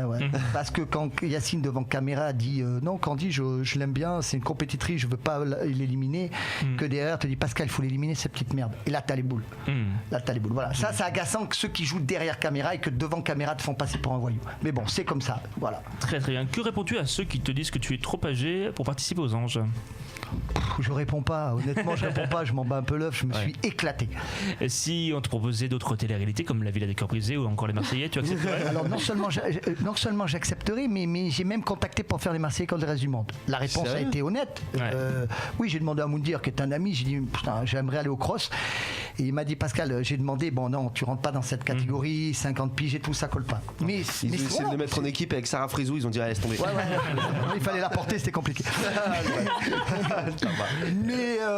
mais je le comprends, c'est normal. Mais oui, moi j'adore ça. Franchement, j'ai adoré. Pascal, j'ai entendu dire que tu te mettais à l'écriture de quelque chose. Je m'y suis pas mis, je suis en plein dedans, j'en suis à la fin de ma première saison. Alors, une écriture de quoi exactement? En fait, je raconte du pourquoi je fais le casting de Koh-Lanta jusqu'à la fin. Et en fait, je me l'écris déjà pour moi-même, puisqu'aujourd'hui, je me suis pas rapproché d'éditeurs, je sais pas, je cherche pas. Donc si quelqu'un, un éditeur, entend que ça l'intéresse, pourquoi pas. Déjà, je l'écris moi, hein, je le dicte pas à quelqu'un. Donc je l'écris avec mes mots. J'ai juste quelqu'un qui corrige mes fautes d'orthographe, ma ponctuation, voilà. Déjà, c'est une thérapie pour moi-même et ça me fait du bien, ça me ramène à l'histoire, au jeu. Et puis comme je l'écris aujourd'hui, peut-être que je l'avais écrit il y a un an, j'aurais pas écrit pareil. Donc aujourd'hui, je comprends beaucoup de choses. Voilà. C'est quoi, c'est un livre ou c'est une série? Non, je je sais pas. Non, oui. Ben, c'était parti pour être un roman. Et puis j'ai parlé à quelqu'un. Il me dit non, t'assumes. Du moment que tu dis des vérités, tu peux tout dire. Mais à la base, c'est pas. Là, par contre, j'écris pas pour faire du mal ou dire je fous le bordel. Non, juste dire la vérité. Je vais dire la vérité. J'ai vécu des choses magiques. La production m'a fait vivre des choses magiques, m'a fait vivre des choses très négatives. Mais je dis tout. Et puis beaucoup de fans te posent beaucoup de questions. Là, il y aura tout. Est-ce que tu peux nous révéler une chose que tu n'aurais pas dit dans les interviews, dans les médias, dans ma première aventure, quand je dis que à un moment donné, je peux plus gagner l'aventure, c'est Wendy qui doit la gagner. Il y a la réponse dans le premier livre, la vérité pourquoi elle doit gagner l'aventure. Voilà. Très bien. Mais pourquoi non, parce que c'est un peu toute la magie du livre. Mais si LP m'entend, ils savent très bien que je n'avais pas le droit de gagner ma première aventure. Et au vote, je fais tout pour pas gagner parce que je le mérite pas. C'est Wendy qui le mérite. Dernière question, tu pratiques beaucoup le développement personnel. On a eu le temps de parler un petit peu pendant Fort Boyard. Qu'est-ce que tu en tires de tout ça? Moi, je suis très fan de la loi d'attraction, de la force du subconscient, de la maîtrise du mental et du subconscient sur le conscient. Je suis très fan de tout ça. Je suis très croyant, les forces de l'univers. Là-bas à Koh Lanta, je parlais beaucoup là-haut. Je parlais à ma femme, à mon père, au Seigneur, à beaucoup de choses comme ça. Et le bien l'emporte toujours contre le mal. Et la haine n'est pas bonne. Et malheureusement, souvent, moi, j'ai eu beaucoup de haine dernièrement en 2018. Et j'ai fait un gros travail là-dessus. Et 2019 a été l'année où les choses se sont inversées. Tout ce qui arrive est positif. Voilà, j'ai eu une année compliquée en 2018, mais à travers ça, on m'a repéré pour faire les anges. Et les anges m'ouvrent aujourd'hui des portes sur quelque chose qui est neuf depuis hier. Mais je n'ai pas le droit d'en dévoiler, mais que ça sera bientôt. De mi-mai, ça va sortir. Voilà, des rencontres qui font que. Voilà, donc, tu peux pas en parler, d'accord, mais d'un point de vue télévisuel ou autre? Télévisuel, ouais, c'est sympathique, c'est intéressant, c'est ce que je voulais faire. On a proposé une autre émission. Oui, quelque chose de très sympa. Ouais. Ah, mais je sais. Non, impossible. Impossible. Le programme n'existe pas. C'est de l'aventure, mais de l'aventure non, pas du tout, pas du tout. C'est du porno. J'en profite de dire merci. Parce qu'elle est avec nous. Merci beaucoup. On va remercier Damien Hendrix d'être venu nous voir. On rappelle tes prochaines dates. Où est-ce qu'on peut te voir? Je m'en vais demain en Hongrie. Tous ceux qui veulent partir en Hongrie avec moi, c'est demain. On vient. Samedi, je fais l'anniversaire de l'Opéra Chambéry. Très très bien. Voilà. Et on retrouve tous tes sons sur YouTube, sur Spotify, toutes les plateformes de streaming. Instagram, Damien Hendrix, Facebook. Et peut-être un jour un album de. Oui, pourquoi pas. Voilà, en attendant, qui sait. Voilà. Damien Hendrix, merci encore d'être venu. Merci énormément. Les amis, Damien, vas-y, tu peux rejoindre directement. Excuse-moi, il y a Kelly Roland qui. Les amis, merci. Ciao, Damien. Merci encore. Écoutez, on va enchaîner avec la question qui divise et on va accueillir nos deux prochains invités. Ce sont deux aventuriers. Vous avez pu les voir dans la précédente édition de Pékin Express.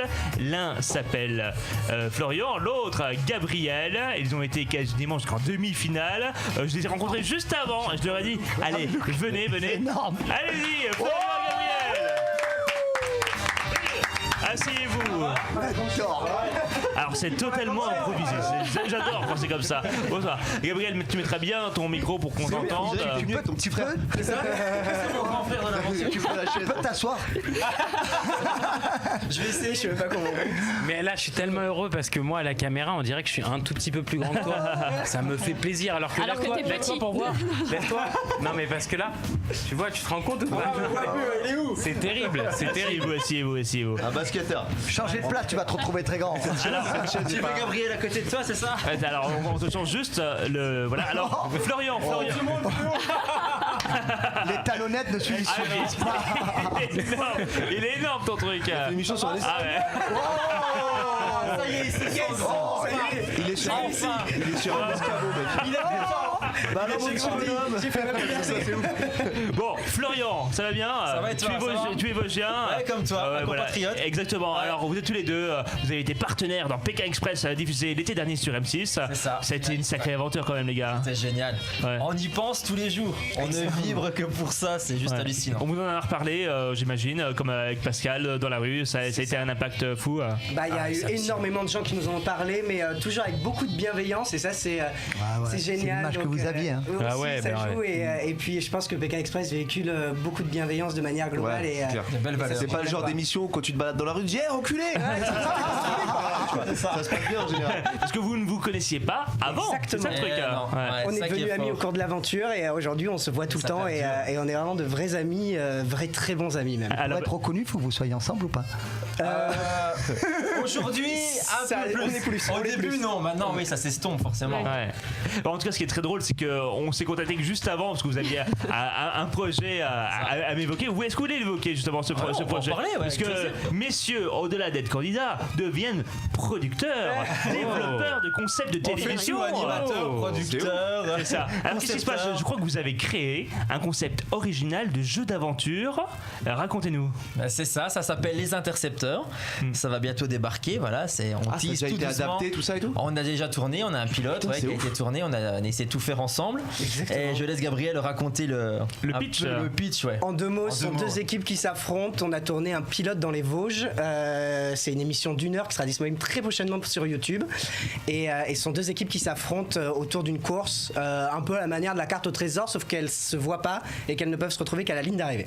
Ah, intéressant. Avec une espèce de jeu de cache-cache hyper excitant. Donc, Et donc là, vous êtes en quête de producteurs. Donc vous faites le tour un petit peu des émissions de production. Voilà. Exactement. Help! Oh please!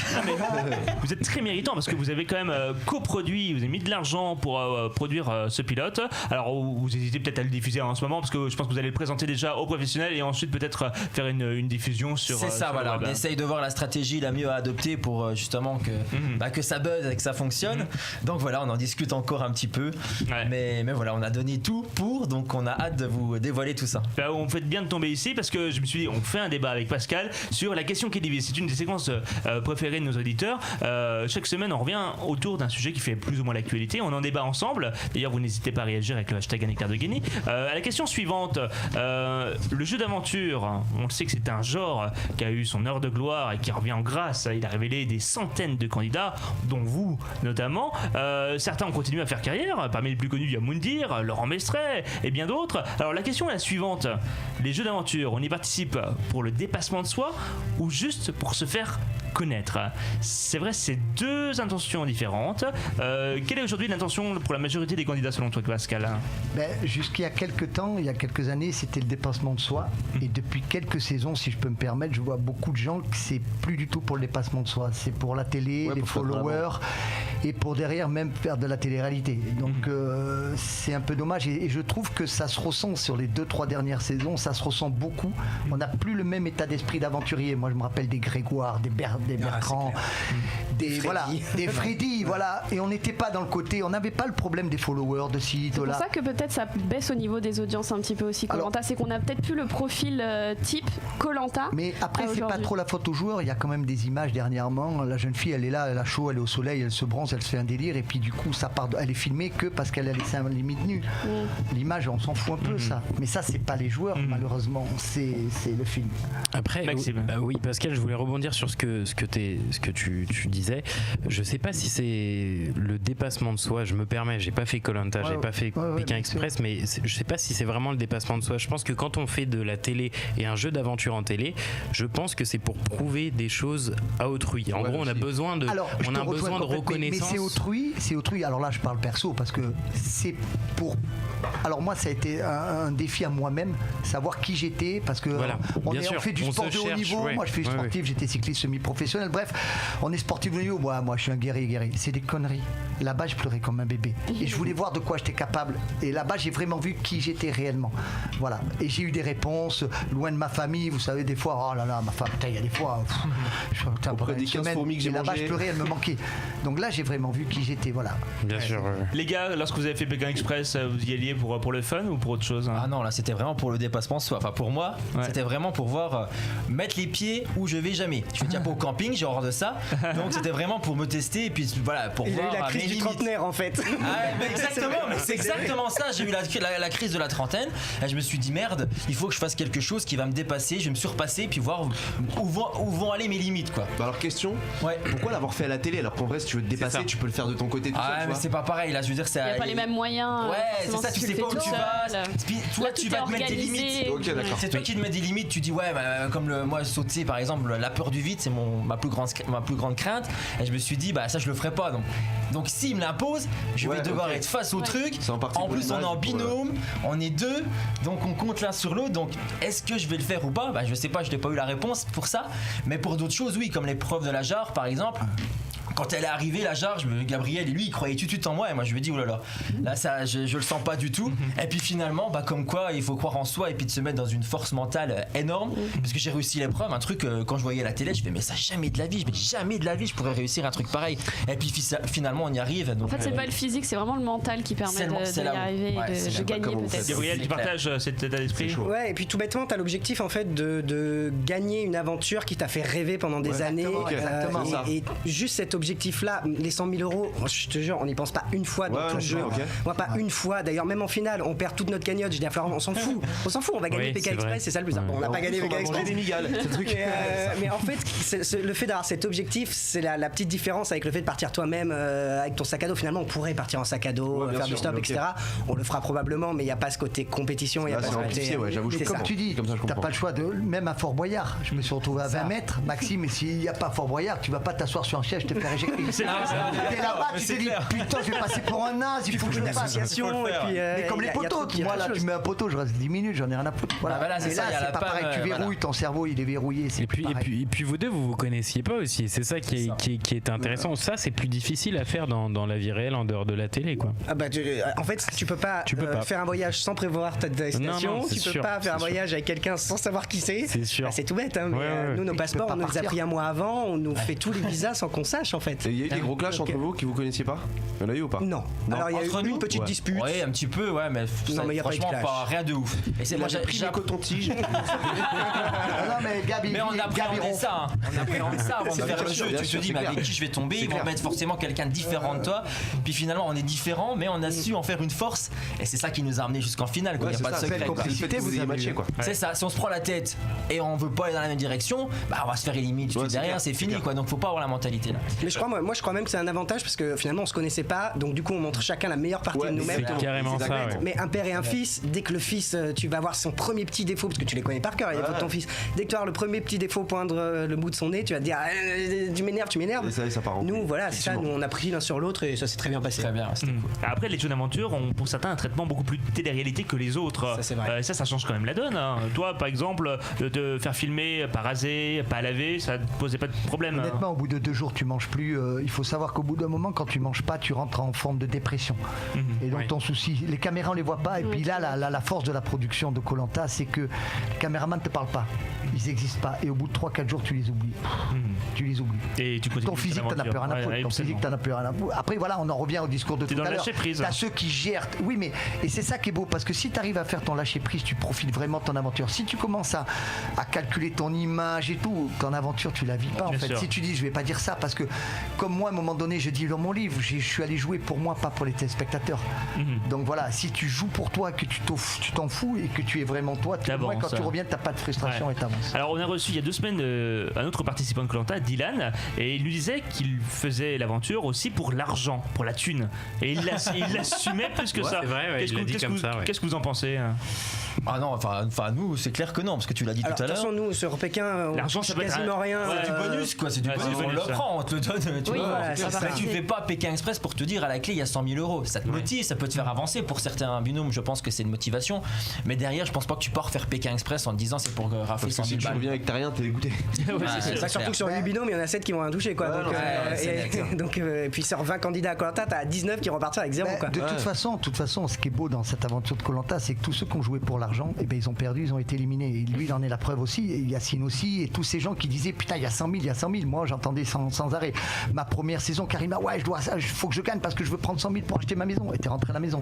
Tous ceux qui ont joué pour l'argent, ils sont sortis parce qu'ils jouent mal, parce qu'ils se disent putain, j'ai la pression. En fait, la pression de l'argent. Voilà, la pression. Moi, j'avais pas de pression. Tu rentres à la maison. Après, en matière de jeu d'aventure, peut-être qu'il y a une différence entre participer à la carte au trésor ou à Koh-Lanta. Là, l'engagement aussi personnel, on est totalement différent, tu vois. Ouais, c'est pas la même chose. C'est pas du tout la même chose. Mais après, ce qu'il y a, c'est que pendant le jeu, comme disait Pascal, les caméras, on les oublie et on se rend pas compte qu'il y a 2,5 millions de personnes ou 5 millions pour vous qui vont nous suivre toutes les semaines. On s'en rend pas compte, on se pose pas la question. Surtout sa première aventure. Alors ça, on sait même pas. C'est ça.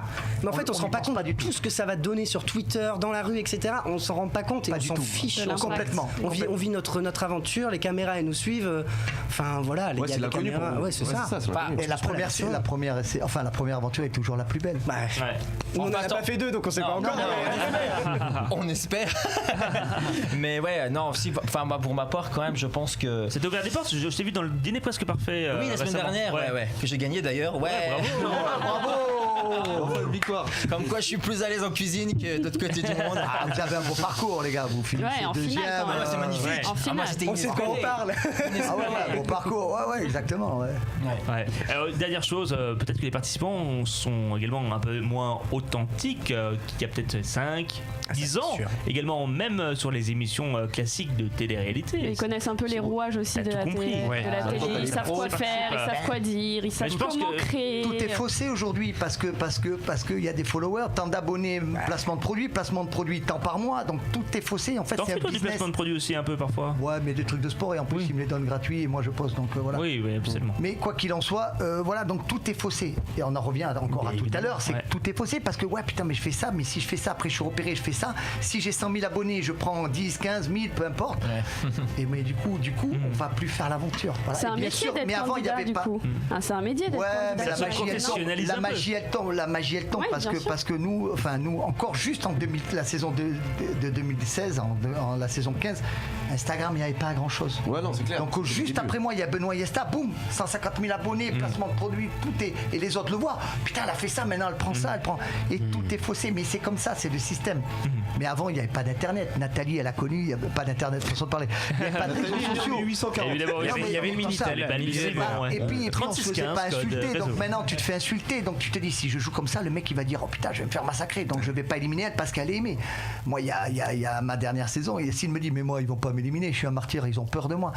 Donc tout est faussé, tout se fausse. Mais t'es influencé dans ton jeu. T'es influencé, le jeu est complètement influencé. C'est ça. Les gars, aujourd'hui, vous faites quoi au-delà de développer des jeux? Vous avez des activités, vous continuez vos activités professionnelles, vous essayez peut-être de faire d'autres castings de jeux d'aventure? On essaye, on a retrouvé nos vies d'avant, rien n'a beaucoup changé. Mais nous, on essaye toujours, enfin moi pour ma part, j'essaye toujours de continuer tout ce que j'aime, l'animation, et puis donc tout ça, même dans les intercepteurs, c'est nous tous les deux qui co-animons l'émission. Voilà, et ça c'est un rêve de gamin, donc on essaye toujours d'y aller. C'est vrai on le dit quand il y a eu Pékin Express qui a été diffusé, enfin pour ma part, on a l'espoir de se dire on va être repéré, il va se passer quelque chose. Voilà, on peut pas mentir non plus, c'est vrai. Aujourd'hui, il y a un petit peu ce côté-là. Mais avant de faire l'aventure et de partir, on réalise pas tout ça. C'est seulement quand tout commence, quand l'aventure commence, quand on a la presse qui nous appelle, qu'on fait des interviews, qu'on se retrouve dans des magazines, et là, on y réfléchit, qu'on est contacté par des marques. Et là, tu te dis, allons-y, quoi. Profitons aussi du moment parce que peut-être que ça durera pas, on ne sait pas. La marque de nœuds papillons qui a dû te contacter, je suis sûr. Oui, énormément. Je les remercie encore parce qu'ils sont pas encore les chaussettes. Ça, c'est nouveau, c'est arrivé après. Bon, en tout cas, merci beaucoup Florian, merci Gabriel, merci à d'être parmi nous. C'est la question qui divise. Voilà, vous avez votre opinion et vous l'avez donnée, et c'est une très bonne chose. On va terminer l'émission avec un blind test. Un blind test de. On envoie le jingle.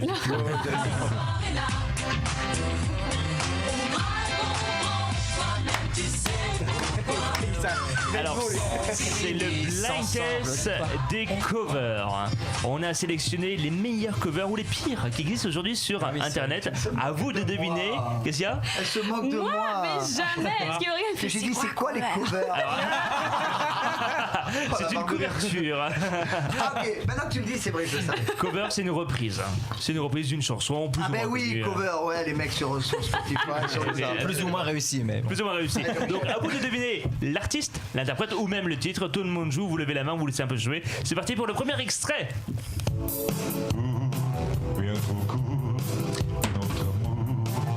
Moi, je veux dire, après, j'attends, on joue.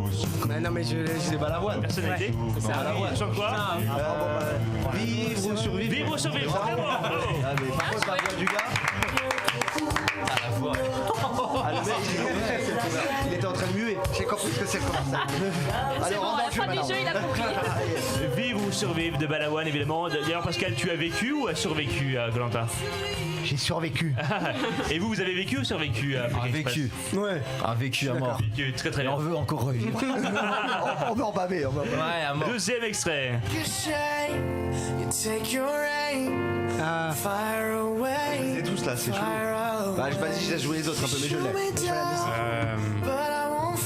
C'est Bulletproof. C'est David Guetta, je crois, pas ça. Bravo. Il est bon, hein, cet Andreas. Franchement, d'habitude, je suis nul. D'habitude, je suis à l'aise. Faut mettre des musiques années 80, 70 pour Pascal. Ça va. Moi j'ai un nouveau hashtag. Moi, celui c'est hashtag l'éclair de Guény. Moi c'est hashtag le vieux, tu vois. Mais non, allez, faites-lui plaisir. Balancez du Mozart, Beethoven. Allez, on y va. Alors peut-être que la prochaine tu vas connaître. C'est un grand classique. Hein. Hotel California. Ah ouais, bah oui. Non. Merde.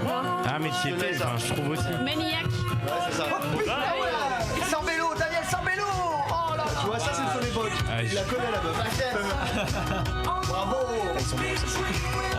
Maniac, she's Maniac de Michael Sambello. C'est pas un beau Allez, viens, alors, c'est la célèbre musique du film Flashdance, où l'on voit une danseuse s'entraîner. Vous l'avez dit très bien, on ne vous a pas entendu. Dans une salle de gym, ouais, qui fait comme ça. Oui, parce que c'est un lien.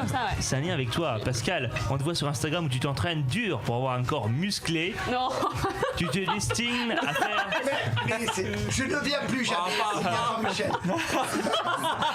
tu as dit ça, tu Tu t'es destiné à faire du bodybuilding, c'est ça? Non, pas du tout. Donc c'est toujours. Non, mais ça fait des années que je fais.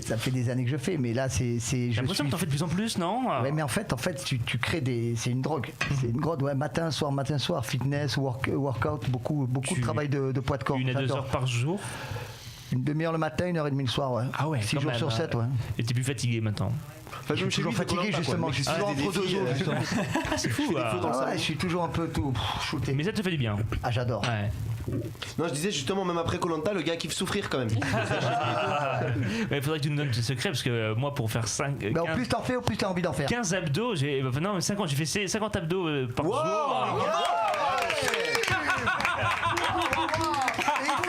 Attention, je vais lui faire les biceps.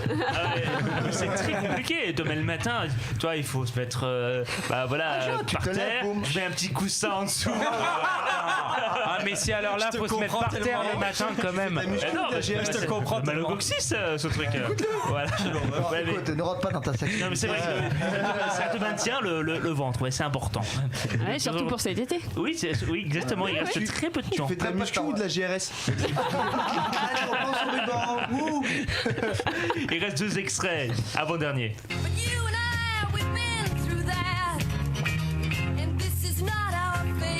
Alors, moi j'avoue c'est pas simple. Ah ouais, non, là clairement. Le prénom du chanteur c'est Jimi. Ouais, Jimi Hendrix. Ah oui, tu l'as mis en version. Ah ouais, mais ouais. C'est massacré quoi. Tu l'as massacré le cover. C'est vrai qu'on voit qu'entre Pascal et nous, il y a quand même une génération, tu vois. Non, mais Pascal, ça peut te rassurer, cette musique-là, elle est dans Forrest Gump et moi, c'est comme ça que je l'ai connue. Donc tu vois, on est à peu près nés à la même époque. Voilà. Forrest court. Ouais, voilà, c'était en lien avec Jimi Hendrix, Damien Hendrix. Voilà, on a fait le lien. Et enfin, dernière chanson. Une maison tout en pierre que la mer a. Ah mince. On l'a tous, mais on l'a pas. Je viens du sud. Bravo, je viens du sud. Alors contre, je sais pas comment je connais ça, tu vois, vers toi. Il assume pas. Ah si, Chimène Badi, c'est le mec qui a pas de référence. Mais c'est ça. Une chanson qui te concerne parce que tu viens du sud, de la belle région de Nice. Nice, toujours niçois? Nice. Cannes-sur-Mer. Ah ouais, Cannes-sur-Mer, juste à côté. Très bien. Et vous, toi, tu es des Vosges, non? Toujours au Vosgien, ouais. Région parisienne. Région parisienne. Classique. Très bien. Il y a un peu de partout. Ouais. C'est ça. C'est hétéroclite. Bon, écoutez, merci encore d'être venu. C'était un vrai plaisir. On rappelle votre projet Les Intercepteurs qui arrivent très prochainement. Voilà, suivez-nous sur Facebook. On a la page qui commence à se créer doucement. Voilà, c'est pas encore. C'est la première fois qu'on en parle. Voilà, et puis vous vendez le concept au producteur. Vous allez le présenter en tout cas. Voilà, on espère bien. On croise les doigts pour vous. Merci. Très bien. Merci. On reprend les choses. Pascal, on te retrouve dans les Anges. Dans les Anges. 11. Anges ou démons, mais ça c'est une autre. C'est peut-être pour ça qu'ils t'ont choisi. C'est pour ça qu'ils m'ont choisi. Sur Énergie 12. Et projet de livre en écriture. C'est la suite. C'est la suite. T'en as combien de pourcents là de 50. Je viens de finir ma première saison. 50%. Je rentre dans le. Ouais. Dans le dur. Dans le dur. Qui est peut-être un peu plus complexe, disons. La un peu plus complexe. Un peu plus complexe. Mais qui va faire du bien, ouais. Et autre projet télévisuel très bientôt. Très bientôt. Pour une diffusion quand, tu sais pas Le 9 septembre. Ah bah c'est pour la rentrée. Donc il peut pas nous dire de quoi il s'agit, mais il peut nous dire la date. On va enquêter. 9 septembre, 18h30 sur Le 9 2019, tout est réfléchi. Et je remercie beaucoup Maxime, merci Andreas à toi. et Tiffany. Merci beaucoup Arnaud. Merci à Maxime Guény aussi. Merci à Maxime Lacange. Merci à Chloé aux réseaux sociaux également d'avoir tweeté tout au long de la soirée. On t'amène toujours en chanson. Alors je sais pas. Merci Claudette. Vous avez les paroles, vous avez les paroles ici, et vous avez les paroles ici. C'est sur le thème du générique Arnold et Willy. Oh là. Oh, c'était bon ça. Vous les gars. On lance, on chante tous ensemble, vous suivez. Oui. Juste une question, est-ce qu'on fait comme la semaine dernière, tu pars en do mineur et puis toi en fa ou quelque chose comme ça C'est ça, parce qu'on chante vraiment super bien ici, donc préparez-vous vraiment. Moi j'adore il ça. adore. Et après, j'ai montré dans PK. On rend l'antenne, on se retrouve la semaine prochaine. Même jour, même heure, je vous embrasse. Musique. Maxi Guény. Dans l'éclair de Guény. Ah, mais il y a une variante maintenant. Attache ta ceinture, y'a Guény qui va conclure un programme sans musique, comme les petits. Les empoignades et les rigolades sont toutes négociables. Appelez-moi l'expert comptable, c'est vrai. Une radio BL, à Guény Hôtel, et autant d'incontinence. À 11h30, on peut tout se permettre. Je plus se prend la tête. Si t'écoutes ce générique, t'es infidèle au moins. Cette chanson hyper ancrée, tu retiendras. Ne nous remercions pas. Merci à vous. À très bientôt.